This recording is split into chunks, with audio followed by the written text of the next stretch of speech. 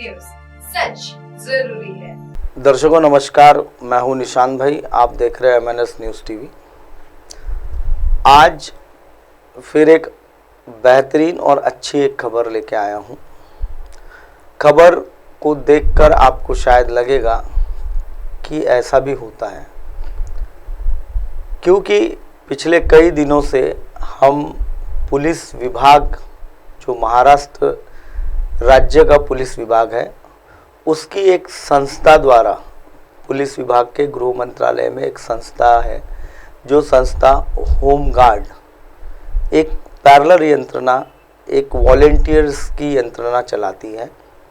और इस पूरी यंत्रणा पर किनका नियंत्रण होता है, क्या होता है, इसमें भ्रष्टाचार कैसे होता है, इसमें किस तरीके से जवानों को हरास किया जाता है, किस तरीके से जवानों से पैसे मांगे जाते हैं,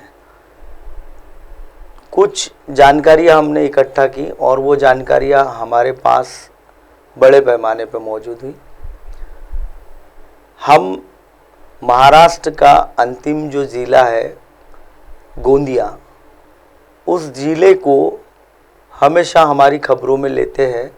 उसके पीछे का सीधा सा एक रीज़न है कि महाराष्ट्र के राजनीति से लेकर, सरकारी गलियारों से लेकर, जो मुंबई से सरकार चलती है, महाराष्ट्र की राजधानी से जो सरकार चलती है, उसका अंतिम ज़िला जो है वह है गोंदिया।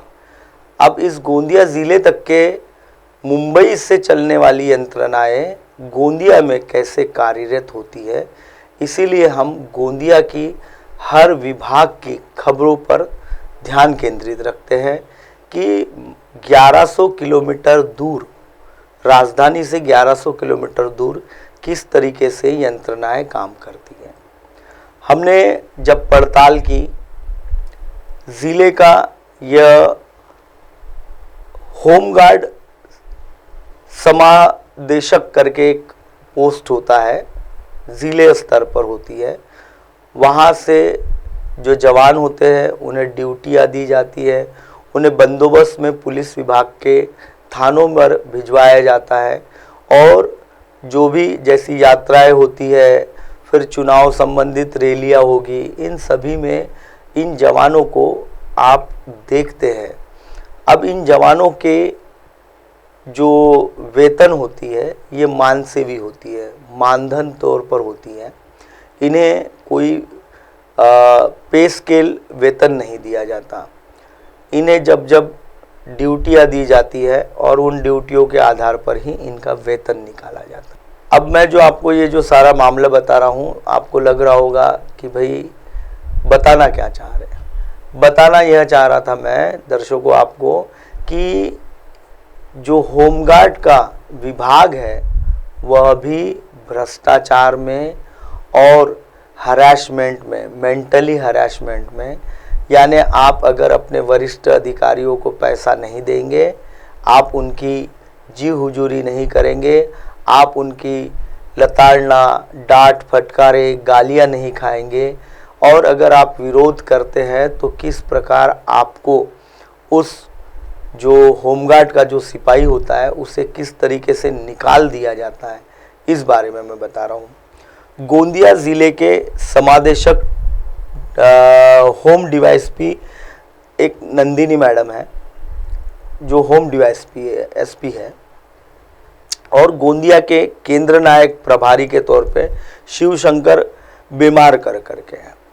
ये दोनों मिलकर इस पूरे गोंदिया ज़िले के होमगार्ड का जो सिस्टम है उसे बेच खा रहे हैं, भ्रष्टाचार में सराबोर। बेबुनियाद आरोप नहीं है, सारे पुख्ता सबूतों के साथ मैं हमेशा MNS न्यूज़ के टीवी के स्क्रीन पर आता हूँ। जब तक मेरे पास कोई सबूत नहीं होते या हमारी चैनल में कोई सबूत की पूरी कॉपियाँ नहीं आती, तब तक हम किसी भी खबर को हमारे दर्शकों को दिखाते नहीं हैं, क्योंकि खबर दिखाना हमारी नैतिक जिम्मेदारी है और उस खबर की एक एक एविडेंस हमारे पास मौजूद होते हैं, तभी हम ये खबरें दिखाते हैं। अब गोंदिया ज़िले के जो शिवशंकर बीमार कर करके हैं, यह गोंदिया केंद्र नायक प्रभारी के तौर पर काम करते हैं। कुछ दिनों पहले इनका दीपक छांगानी, इसका सक्रमांक 208 है। जैसा पुलिस वालों को बक्कल क्रमांक होता है वैसा इन्हें सक्रमांक दिया जाता है। इनका 208 जो होमगार्ड का जो यह है सिपाही है उसका। अब यह इतना मेंटली हराश हो चुका है, बात मुंबई से और हर जगह पहुंचने के बाद भी जो होम डीवाईएसपी नंदिनी मैडम है, इन्होंने और शिवशंकर बेमतकर ने उन्हें नौकरी पर नहीं लिया है। दर्शकों, पूरा जो मामला है वो अभी मैं आपको विस्तार पूर्वक बताता हूँ। गोंदिया जिले का समादेशक होमगार्ड कार्यालय, जिसका गोंदिया केंद्र नायक प्रभारी जो है शिवशंकर बेमरकर है, और गोंदिया जिले के समादेशक home DYSP SP Nandini madam है। ये दोनों ने मिलकर बड़े पैमाने पर भ्रष्टाचार किया हुआ है। इसमें ड्रेस, जो सिपाहियों को ड्रेस दिया जाता है, उसके पैसे अनाप शनाप तौर पर सरकार से लिए जाते हैं और फर्जी बिलों के आधार पर सारी चीज़ें दी जाती है। इसमें कई ऐसे होमगार्ड के सिपाही हैं जिन्हें फीते दिए गए हैं।